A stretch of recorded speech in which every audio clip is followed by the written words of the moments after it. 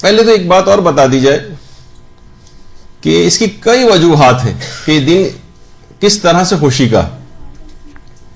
اور بہت سارے اس ایک آدھ وجوہات کے اندر کچھ تاریخی اختلافات بھی ہیں، لیکن ہم یہ نہیں کہہ سکتے ان تاریخی اختلافات کو ہم اس کو بیس بنائیں اور کہیں کہ نہیں اس دن کو عید کے دن کے طور پر نہیں منانا چاہیے۔ تو پہلی وجہ اس کی ایک شمار یہ کی گئی ہے جس پہ علماء کے دو گروہ بھی ہو گئے ہیں۔ کچھ کہتے ہیں کہ ہاں یہ جو دن ہے ایک بڑے دشمن اہل بیت کی موت کا دن ہے، اور اس پر انہوں نے اپنے دلائل کو بھی ظاہر کیا ہے۔ مثلا جیسے علامہ مجلسی انہوں نے زاد المعاد میں، اور وہ بھی اس کے قائل ہیں کہ ایک بڑے دشمن اہل بیت کی موت کا دن ہے۔ اسی طرح سے مثلا شیخ صدوق ہیں، چھٹے امام جعفر صادق علیہ الصلوۃ والسلام علیہ صلی اللہ علیہ وسلم،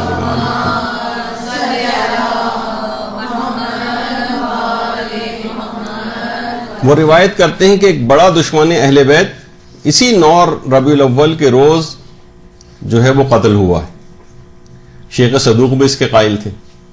اس کے علاوہ جو سید ابن طاؤس اور ان کے بیٹے رضی الدین ابن طاؤس نے اسی 9 ربیع الاول کے دن اس دشمن اہل بیت کی روایت کو معتبر بھی قرار دیا، اور باقاعدہ انہوں نے زوائد الفوائد میں اس بات کو لکھا ہے کہ اس دن کی تعظیم کی جائے اور اسے اس دن کو روز اظہار خوشی و سرور قرار دیا جائے۔ اور جو سید ابن طاؤس ان کی کتاب ہے اقبال الاعمال، اس میں صفحہ 76 پر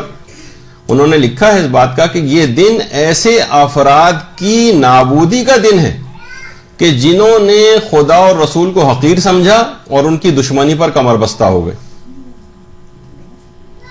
تو واضح طور پر انہوں نے اس بات کو لکھا ہے، اور بعض علماء نے یہاں تک لکھا ہے کہ کچھ ایسے افراد کے جو کہ غیر شیعہ ہیں انہوں نے اس دشمن اہل بیت کی جو قتل کی تاریخ ہے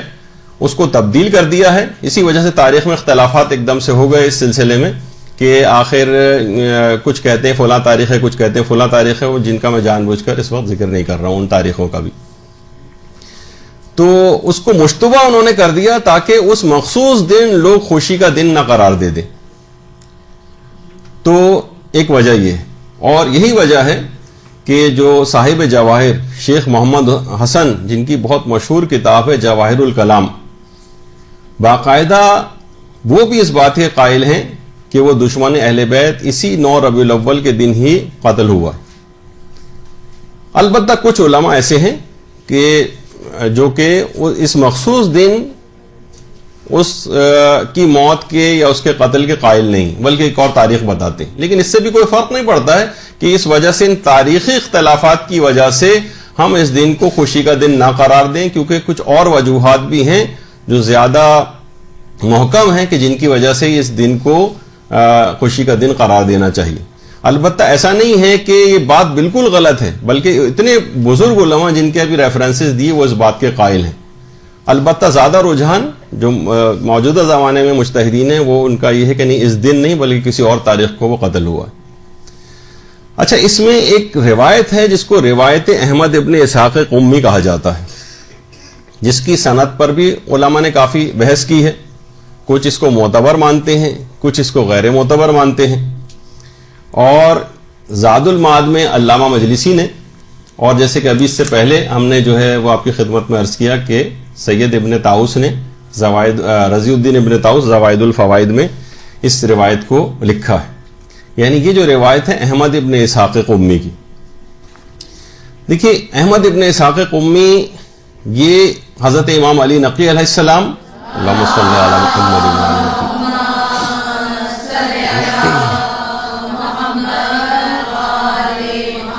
اور حضرت امام حسن عسکری علیہ الصلوۃ والسلام، اللہم صلی علی محمد،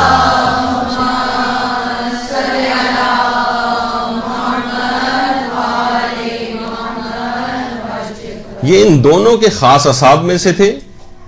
اور علماء اس کے بھی قائل ہیں کہ امام زمانہ علیہ الصلوۃ والسلام کے اصحاب میں سے تھے۔ اللہم صلی علی محمد۔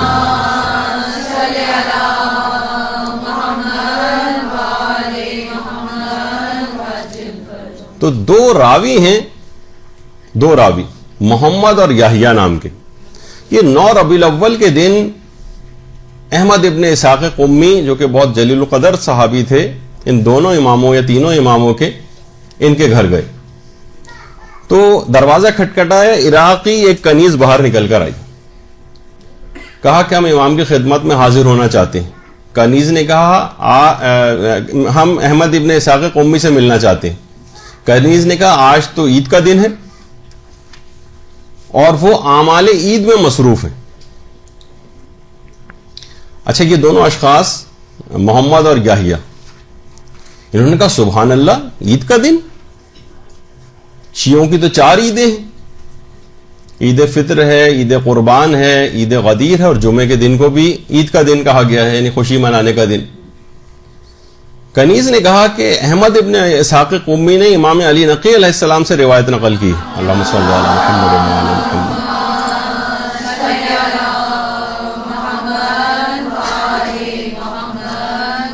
اچھا، یہاں رک کے ایک بات اور کہہ دوں گا، آپ یہ دیکھ لیجئے کہ کنیز بھی اتنی زیادہ واقفیت علمی اعتبار سے رکھتی تھی کہ اس دن کو کے متعلق اس کو روایت بھی معلوم تھی اور تفصیل بھی، جو کہ وہ ان دو محمد اور یحییٰ کو ساری تفصیل جو ہے وہ بتا رہی۔ تو اس لحاظ سے عورتوں کی کتنی ذمہ داری ہے کہ علمی لحاظ سے ان کو کتنے مضبوط ہونا چاہیے۔ خاندان اہل بیت کی تو ہم کنیزوں اور غلاموں کو دیکھتے ہیں کہ کیسے فصیح و بلیغ، اور 30 سال جو ہے وہ صرف قرآن سے فضا گفتگو کیا کرتی تھی، اور اس کنیز کا بھی آپ نے حال سن لیا کہ اس کا نام بھی تاریخ کے اندر نہیں ہے، لیکن اس نے کس طرح سے روایت کو لوگوں کے سامنے بیان کیا۔ اچھا، اب کہا کہ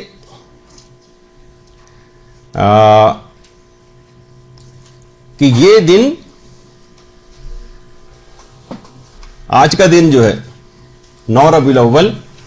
یہ خوشی کا دن ہے۔ اور اس کے بعد انہوں نے کہا کہ اچھا ٹھیک ہے، ہم احمد ابن اسحاق قمی سے ملنا چاہتے ہیں۔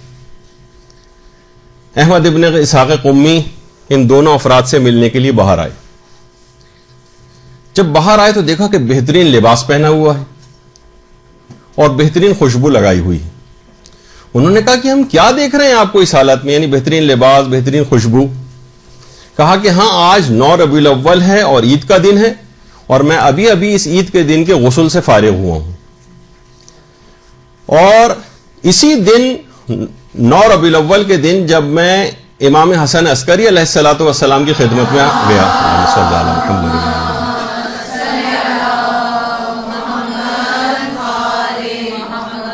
تو ان کے ہاں جو ہے وہ انگیٹھی سلگ رہی تھی، اور وہاں تمام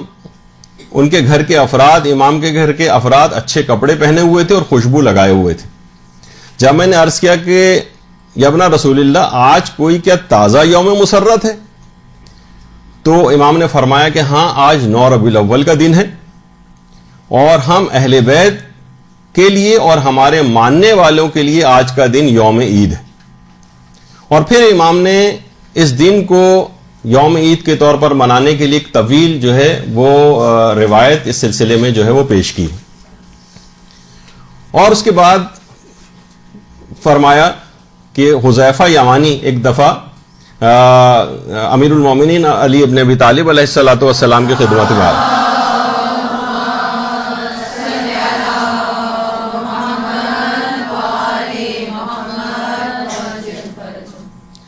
حذیفہ نقل کرتے ہیں کہ امیر المومنین 9 ربیع الاول کے دن پیغمبر کی خدمت میں آئے تو دیکھا کہ پیغمبر اسلام امیر المومنین بھی ہیں،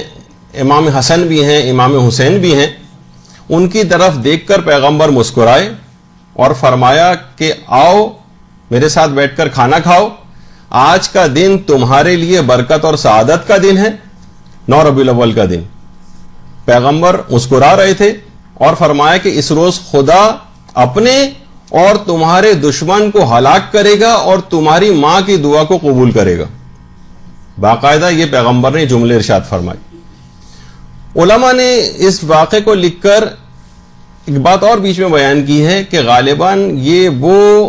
بددعا تھی کہ جب فدق کے قضیے میں ایک شخص نے فدق کی جو دستاویز تھی اس کو پارا پارا کیا تھا، تو حضرت زہرا نے فرمایا تھا، اس کو ایک بددعا دی تھی کہ خدا تیرے شکم کو پارا پارا کرے. کچھ علماء اس کے بھی قائل ہیں. اور پھر پیغمبر نے فرمایا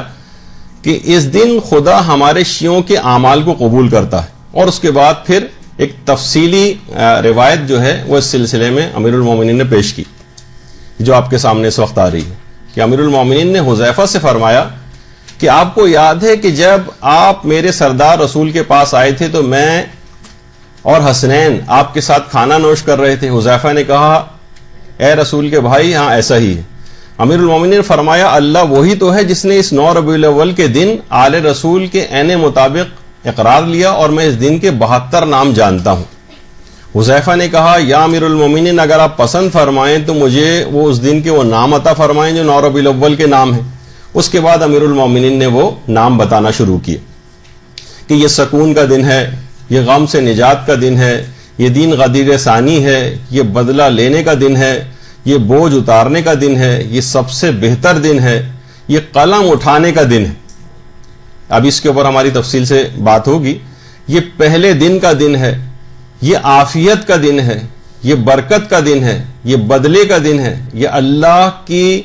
اکبر عید کا دن ہے، یہ دعاؤں کے قبول ہونے کا دن ہے، یہ وفا کا دن ہے، یہ شرط کا دن ہے، یہ کالے کپڑے اتارنے کا دن ہے یعنی غم ختم کرنے کا، یہ ظلم کے پچھتانے کا دن ہے، یہ مصافحہ اور ملنے ملانے کا دن ہے، یہ شیعوں کی خوشی کا دن ہے، یہ توبہ اور انابت کا دن ہے، یہ زکوٰۃ عظمیٰ کا دن ہے، یہ عید فطر ثانی ہے، یہ راضی ہونے کا دن ہے، یہ اہل بیت کی عید کا دن ہے، یہ بنی اسرائیل کا فرعون پر کامیابی کا دن ہے. اس دن اللہ شیعوں کے اعمال کو قبول فرماتا ہے. یہ نیکی بھیجنے کا دن ہے، یہ زیارت کا دن ہے، یہ منافق کے قتل کا دن ہے، یہ وقت معلوم کا دن ہے، یہ اہل بیت کے سرور کا دن ہے، یہ شاہد و مشہود یعنی گواہی دینے والے اور جس کی گواہی بیان کی گئی ہے اس کا دن ہے، یہ ظالم پر عذاب کا دن ہے، یہ دشمن پر قہر الہی گرنے کا دن ہے، یہ گمراہی کو منہدم کرنے کا دن ہے، یہ متنبع ہونے کا دن ہے، یہ قبولیت والا دن ہے، یہ زہرا کا دن ہے. اللہم صلی علی محمد و علی محمد.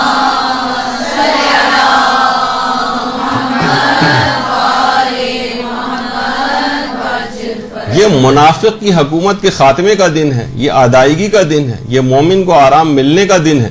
یہ مباہلے کا دن ہے، یہ مفاخرے کا دن ہے، یہ قبولیت اعمال کا دن ہے، یہ معزز دن کا دن ہے،